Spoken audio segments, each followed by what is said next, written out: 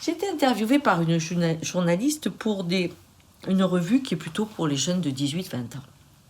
Et une de ses questions était est-ce que pour être belle, il faut s'épiler? Bon, j'ai dit, vous parlez de quelle épilation? Les sourcils, la moustache, les jambes, c'est quoi? Elle me dit, ah non, je parlais du sexe. Ah, j'ai dit, votre public a une quinzaine, 17, 18 ans. Est-ce qu'il est intéressant pour être belle d'avoir un ticket de métro, comme on dit, ou d'être complètement épilée? Alors, j'avais envie de partager ma position là-dessus.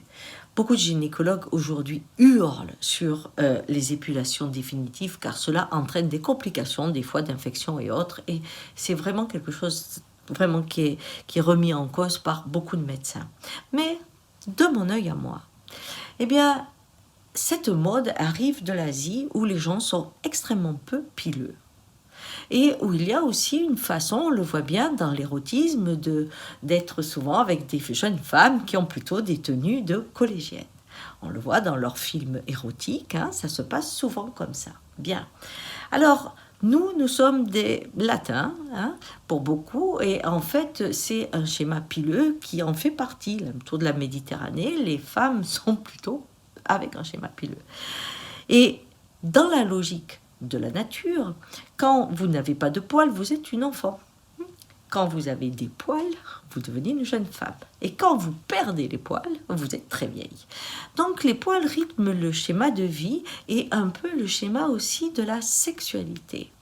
L'odeur des poils amène à des éveils au niveau même de la psyché. Il y a beaucoup de poètes qui ont écrit sur ces odeurs, même sur les odeurs des aisselles, là c'est un autre, et ils parlent de ces odeurs qui entraînent dans une rêverie ou dans un fantasme érotique très intéressant.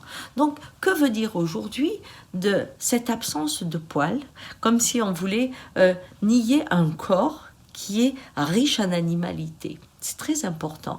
Bien voilà, j'avais envie juste de partager avec vous cela.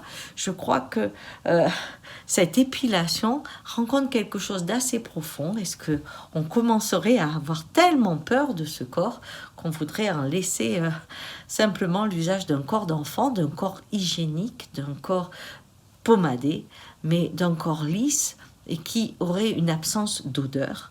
Peut-être que les fantasmes que cela entraîne font aujourd'hui peur, car notre sexualité devient vraiment une sexualité enfantine.